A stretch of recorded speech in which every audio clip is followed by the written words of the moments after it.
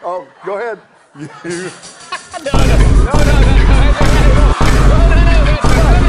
Dwayne The Rock Johnson dulu dikenal sebagai sosok yang hampir mustahil dibenci. Dari ring WWE sampai layar lebar Hollywood, karismanya seolah tak terbantahkan.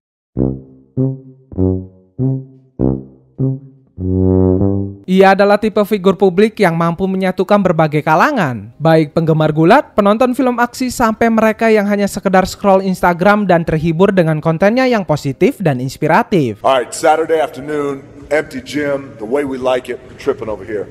It's leg day, which means it's gonna be sweaty, painful, and fun. Tapi, seperti kata pepatah, semakin tinggi pohon, semakin kencang angin menerpa. Belakangan ini, The Rock bukan cuma jadi sorotan, tapi juga bahan kontroversi yang cukup panas. Dalam hitungan bulan namanya disebut dalam berbagai isu, mulai dari kegagalan film box office yang sempat digadang-gadang sebagai proyek raksasa, lalu keputusan politik yang bikin banyak orang kecewa, sampai keterlibatannya di balik layar dunia gulat profesional yang malah menyulut kemarahan fans garis keras WWE. I can't give the title to my daddy, so I'm gonna give the title to my mommy. I gotta give the title to my... You ain't giving anybody anything. Yeah. Weird.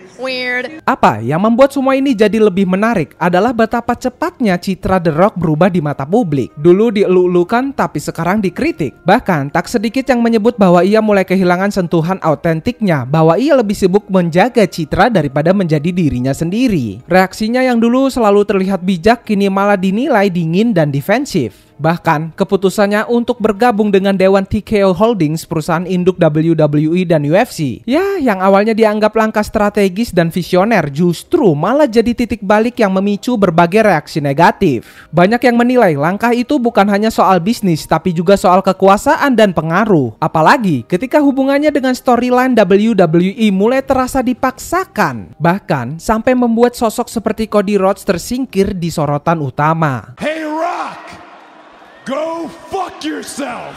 Buat fans sejati WWE, itu bukan sekedar skenario hiburan, tapi soal rasa keadilan terhadap pegulat yang benar-benar berjuang dari bawah. Belum lagi dengan kisah-kisah pribadi The Rock yang ikut disorot. Dari kebiasaannya yang dianggap aneh saat latihan fisik sampai pernyataan-pernyataan yang dianggap kontradiktif dengan citra positif yang selama ini ia bangun. Semua ini menimbulkan pertanyaan besar. Apakah The Rock yang kita kenal selama ini benar-benar tulus? Sepertimu yang ku cari. Atau sebenarnya hanya sedang memainkan peran lain seperti yang biasa ia lakukan di layar kaca. Yang pasti kontroversi ini telah membuka sisi lain dari sosok Dwayne Johnson. Sisi yang mungkin selama ini tersembunyi di balik senyum lebar dan otot yang mengkilap.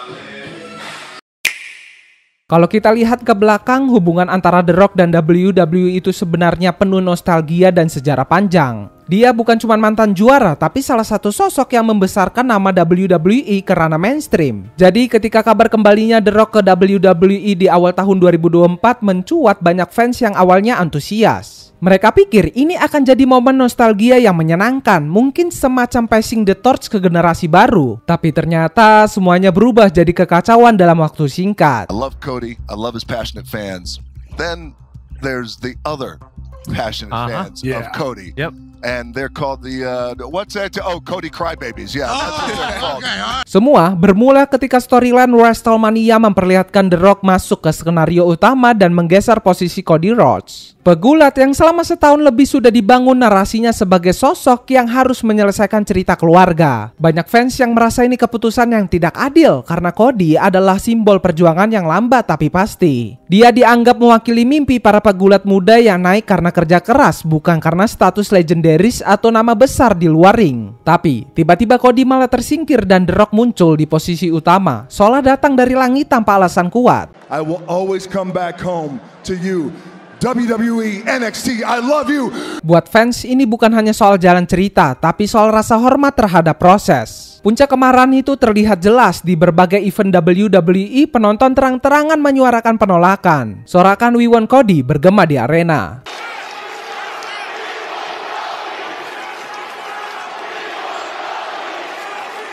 Bahkan video promosi WWE yang menampilkan The Rock mendapatkan jumlah dislike yang sangat besar dan jadi salah satu yang terburuk dalam sejarah konten mereka. Fans berkumpul secara digital dan fisik untuk menunjukkan bahwa mereka tidak setuju. Dan yang bikin makin panas, The Rock sempat memberikan tanggapan yang terkesan menyindir fans Cody.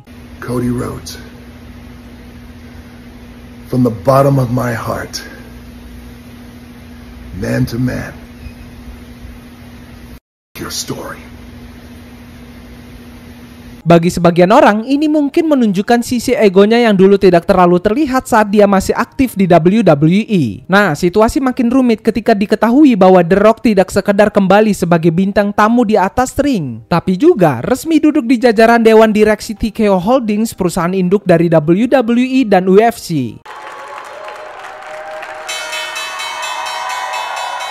Ini tentu bukan peran kecil. Dengan posisi ini dia punya kekuatan untuk ikut menentukan arah kebijakan dan keputusan besar di balik layar. Buat kalangan bisnis, ini mungkin langkah cerdas. The Rock adalah brand besar, punya pengalaman manajemen dan dianggap bisa membawa WWE ke level lebih global. Tapi bagi fans hardcore ini justru memicu kecurigaan. Mereka merasa keputusan storyline bukan lagi murni dari tim kreatif, tapi ya sudah dicampur dengan kepentingan bisnis. Dan lebih parahnya lagi ada anggapan bahwa kehadiran The Rock di level dewan membuatnya kebal kritik yang punya kuasa untuk mempengaruhi siapa yang naik dan siapa yang dikesampingkan. I didn't know I was going to do that. Looking back at it, it was f***ing stupid. The Rock referenced you in a promo recently. Yeah, he did.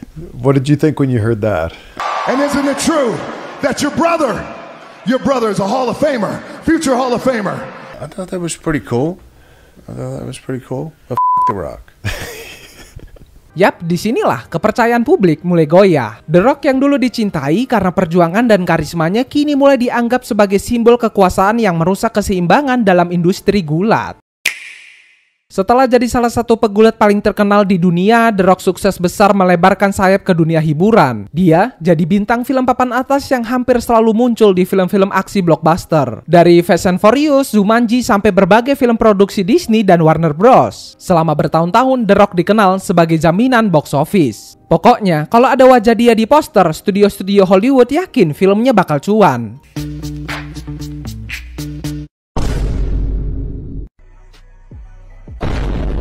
Tapi tentu saja, belakangan ini status bintang laris itu mulai retak. Bahkan, banyak yang mulai bertanya apakah pesona The Rock di bioskop sudah mulai memudar. Salah satu titik baliknya adalah saat perilisan film Black Adam tahun 2022 lalu.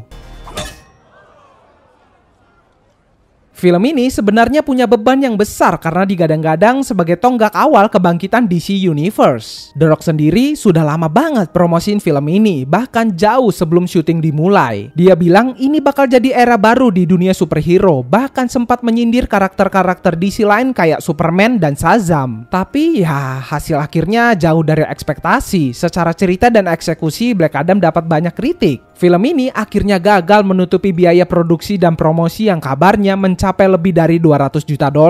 What's the reason for the stopping of Black Adam? There was so many changes in leadership. Biggest opening of your career. Bring back Superman and Henry Cavill. The world went crazy, and you have all those changes in leadership. You have people coming in, are going to make decisions you may not agree with. I think Black Adam was one of those movies that got caught. Ini bukan cuma rugi kecil-kecilan, tapi benar-benar dianggap sebagai salah satu kegagalan besar dalam sejarah DC. Banyak orang mulai menilai bahwa The Rock terlalu ikut campur dalam pengambilan keputusan, termasuk dalam pemilihan karakter, cerita, bahkan siapa yang boleh muncul dan siapa yang tidak. The Rock is the fakest celebrity in Hollywood. Selama ini Dwayne Johnson dikenal sebagai figur publik yang netral dan jarang ikut campur urusan politik secara terang-terangan. Tapi pada tahun 2020 semuanya berubah. The Rock secara terbuka menyatakan dukungan terhadap Joe Biden dalam pemilu Amerika Serikat. The Biden-Harris Democratic ticket is getting an endorsement from one of the biggest stars in Hollywood. Dwayne Johnson, the former professional wrestling hero turned movie star, is making the announcement today in a social media video. And Sunday Today has the first look. Ini jadi pertama kalinya dia secara publik memihak dalam dunia politik dan tentu saja responnya campur aduk. Tapi keputusan itu bikin sebagian besar penggemarnya, terutama dari kalangan konservatif, merasa dikhianati. Bahkan gak sedikit yang langsung berhenti mengikuti akun media sosialnya. Dalam waktu singkat ia kehilangan jutaan pengikut di Instagram. Beberapa bahkan mulai menyerang dengan label-label negatif, bilang kalau dia cuma numpang opini atau sekedar nyari perhatian. Menariknya, setelah semua kritik itu, The Rock sendiri sempat mengakui bahwa dukungan politik itu mungkin adalah kesalahan besar. The endorsement that I made years ago with Biden was one I thought was the best decision for me at that time. And I thought back then, when we talk about, hey, I'm in this position where I have some influence, and it's my job then.